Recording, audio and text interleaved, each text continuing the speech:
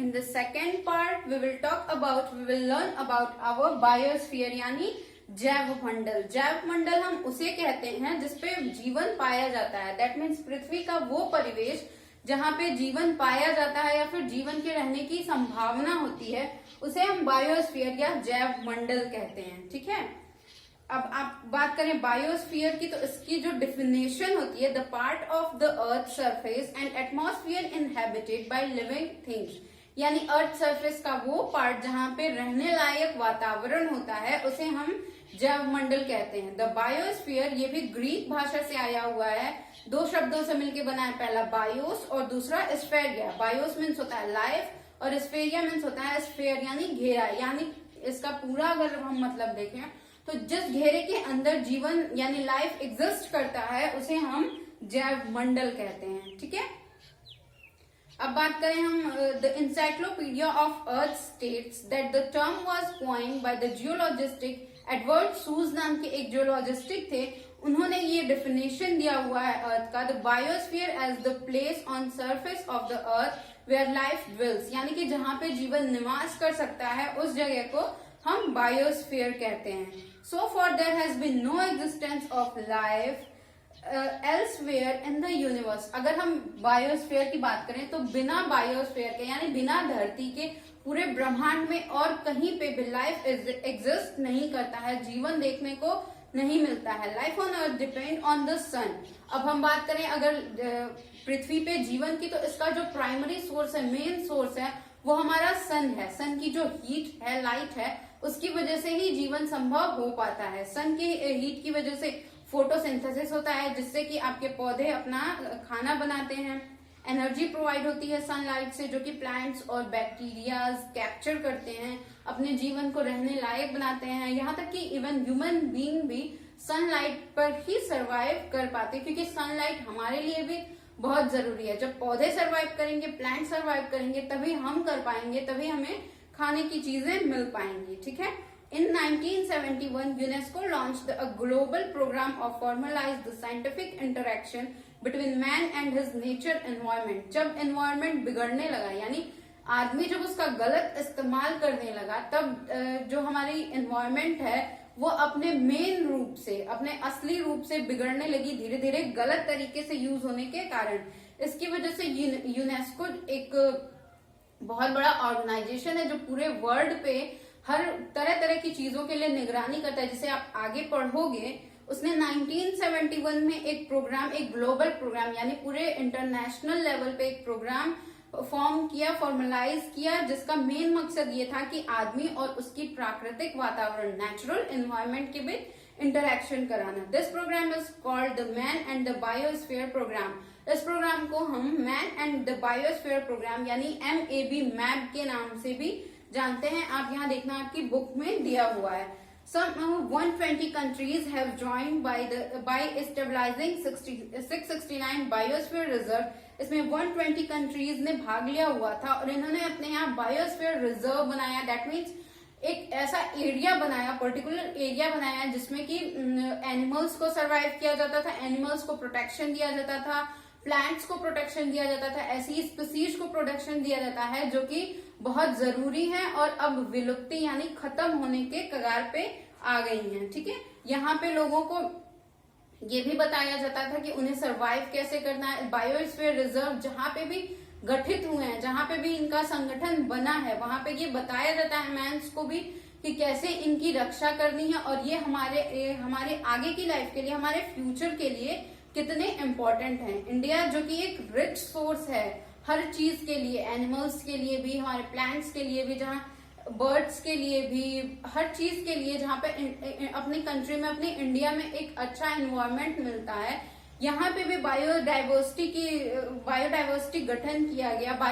Biosphere reserve का गठन किया गया, ताकि एक ग्लोबली और जियोग्राफिकल आइडियल तैयार किया जा सके वर्ल्ड के लिए और लोगों के लिए भी, कि हमारे लिए हमारा नेचर कितना इम्पोर्टेंट है। Stabilising, cultivating and maintaining a variety of biosphere reserve. हमारे इंडिया में बहुत तरह तरह के बायोस्फीयर रिजर्व देखने को मिलते हैं। अब बात करें, the government of India has established about 18 different biosphere. हमारे इंडिया में 18 डिफरेंट तरह के बायोस्फीयर रिजर्व्स हैं। Of these 10 are the part of world network of biosphere reserve. इसमें से 10 जो हैं वो इंटरनेशनल लेवल पे यानी world network of biosphere reserve हैं, setup under the auspices of the UNESCO man and biosphere programme. उस सारे क्राइटेरिया को कंप्लीट करते हुए जो कि मैप प्रोग्राम में लॉन्च किया गया था। Not only are animal protected in biosphere reserve of a country but the natural life style of the indigenous people is also promoted. हमारे यहाँ अभी हमने बताया ना सिर्फ एनिमल्स को बल्कि प्लांट्स को भी और नेचुरल लाइफ स्टाइल्स को भी हम क्या करते हैं, प्रमोट करते हैं, ताकि फ्यूचर में ये चीजें हमारे काम आ सके। जो हमारा मेन उद्देश्य objectives of the biosphere reserve वो है to conserve the diversity and integrity of plant and animal within natural ecosystem. हमारे प्लांट और एनिमल के जो वेरियस डाइवर्सिटी हैं इनको कंजर्व करना और नेचुरल इकोसिस्टम प्राकृतिक पर्यावरण देना, ठीक है। To safeguard genetic diversity to species on their continue evolution depends. इन्हें एक ऐसा, हमारे जो स्पीसीज हैं, हमारे जो जानवर हैं, प्लांट हैं, ये सारी चीजों को एक ऐसा पर्यावरण देना जहां पे ये रह सके और आगे अपने प्रजनन को और बढ़ा सके। To ensure sustainable use of natural resources through most appropriate technology for improvement of economic well being of the local people. यहाँ ये भी बताया जाएगा, बायोस्फीयर रिजर्व का मुख्य उद्देश्य ये भी होगा कि जो हमारे नेचुरल रिसोर्सेज उनके सस्टेनेबल्स तैयार किए जाएं ताकि उन्हें कम यूज किया जाए और फ्यूचर के लिए वहाँ के लोकल लोगों के लिए बचा के रखा जाए और उनके जो इकोनॉमिक डिपेंड है, मतलब आर्थिक जो व्यवस्था है उसे और मेंटेन किया जाए हमारे sustainable use of natural resources से, ठीक है। Preservation of bio reserve, preserving biosphere reserve is not a simple. जैसे कि बड़े बड़े वन हुए, फॉरेस्ट हुए, बहुत सारे एनिमल्स हुए, बहुत सारी स्पीसीज हुई, इन्हें एक साथ प्रिजर्व करके संरक्षित करके रखना एक आसान काम नहीं है।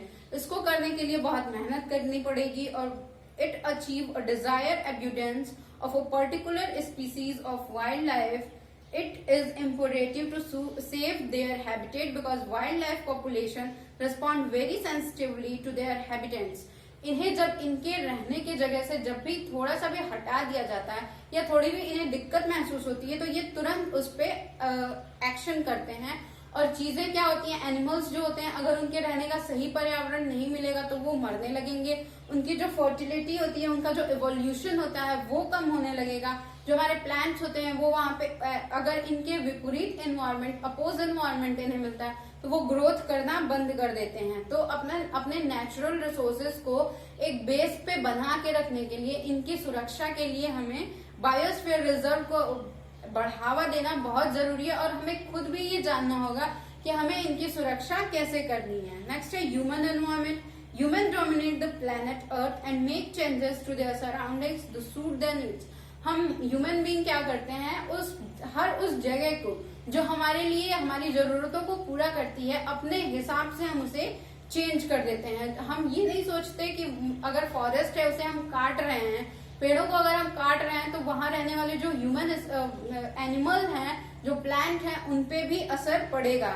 इस वजह से जो हमारा एनवायरमेंट है वो धीरे धीरे क्या हुआ, बिगड़ता चला गया और एक small population of primitive people that live in dense forest and other isolate area adopt to their environment and lived in harmony with nature. ठीक है, gradually human started processing various raw material to meet their need. क्या जब स्टार्टेज में human being रहना शुरू हुआ तो उसे बहुत सारे रॉ मटेरियल मिलते थे अपने जरूरत के सामान को बनाने के लिए। The industrial revolution in Europe enable large scale producing of good. जब औद्योगिक क्रांति यूरोप में स्टार्ट में आई हुई थी तो बहुत सारी चीजें थी, सामान को बनाने के लिए बहुत सारे मटेरियल्स थे और लोगों ने तब ये नहीं सोचा कि ये मटेरियल्स जो हमें अब मिल रहे हैं वो धीरे धीरे खत्म होते जाएंगे। The means of transport and communication improved and the world become a family. जो कम्युनिकेशन यानी बातचीत करने का माध्यम था, जो ट्रांसपोर्ट था, वो इतना बढ़ गया कि पूरा विश्व एक साथ एक फैमिली की तरह बन गया और इन सारी चीजों में सबसे ज्यादा हानि हमारे एनवायरमेंट को हुई, which were mostly due to natural process and human activities. जैसे जैसे समय बीतता गया, डेवलपमेंट भी बढ़ता गया, इंसान अपनी नीड्स को, अपनी जरूरतों को पूरा करने के लिए अलग अलग एक्टिविटीज करता गया, जैसे forest cutting of forest, pollution, agriculture, transport, mining, ये सारी चीजें यानी खादान या फिर ट्रांसपोर्ट हुआ, एग्रीकल्चर हुआ, इन सारी चीजों को डेवलप करने के लिए इंसान धीरे धीरे अपने ही नीड को कंप्लीट करने के लिए जो हमारा नेचर है उसे बहुत ज्यादा क्षति पहुंचाता गया, जिसकी वजह से कभी कभी हमें प्राकृतिक आपदाओं को झेलना पड़ता है, जैसे सूखा, बाढ़, बेमौसम बरसात, यानी बर्फ का पिघलना, ग्लेशियर, कहीं कहीं पे बर्फ बहुत ज्यादा गिरने लगती है, चक्रवात हुआ, सुनामी हुआ, इन दैट टाइम आपका कोरोना हुआ। ये सारी चीजें जो है वो प्राकृतिक रूप को चेंज करने की वजह से ही हमें कहीं ना कहीं देखने को मिलती हैं, और इसका खामियाजा यानी इसका भुगतान हमें बहुत ज्यादा जान और माल दोनों की हानि से कंप्लीट करना पड़ता है। ठीक है, the polar caps are melting and many plants and animals have gone extinct. बहुत सारे बर्फ जो है, जो हमारे हिमालय जैसे हुआ, वहां पे बर्फ धीरे धीरे पिघलने लगती है, जो सी लेवल होता है वो इंक्रीज करने लगता है, जिसकी वजह से बाढ़ आती है, कभी कभी बारिश बेमौसम आने लगती है। ये सारी चीजें जो होती हैं हमारे एनवायरमेंट को बहुत ज्यादा हानि पहुंचाती हैं, और ये इंडिकेट करता है इस चीज को कि हमारा जो पर्यावरण है उसे हमने कितना गंदा कर दिया हुआ है। तो इस टाइम जरूरत है हमें अपने एनवायरमेंट को कंजर्व करने की, उससे प्रोटेक्ट करने की, और इस वजह से हमें प्लांटेशन करनी चाहिए, और जो हमारे नेचुरल रिसोर्सेज हैं उन्हें उतना ही यूज करना चाहिए जितना हमें जरूरत होती है। अब ये आपका फर्स्ट चैप्टर जो है ज्योग्राफी पार्ट का वो कंप्लीट हो गया है। आप इसे रीड करना, और इसमें जो भी हार्ड वर्ड्स हैं उन्हें आप अलग कॉपी पे लिखना और अपने चैप्टर को अंडरस्टैंड करने के लिए ट्राई करना। ठीक है, नेक्स्ट वीडियो में जब भी हम मिलेंगे हम एक्सरसाइज भी कंप्लीट कर लेंगे। So keep learning, stay home and stay safe.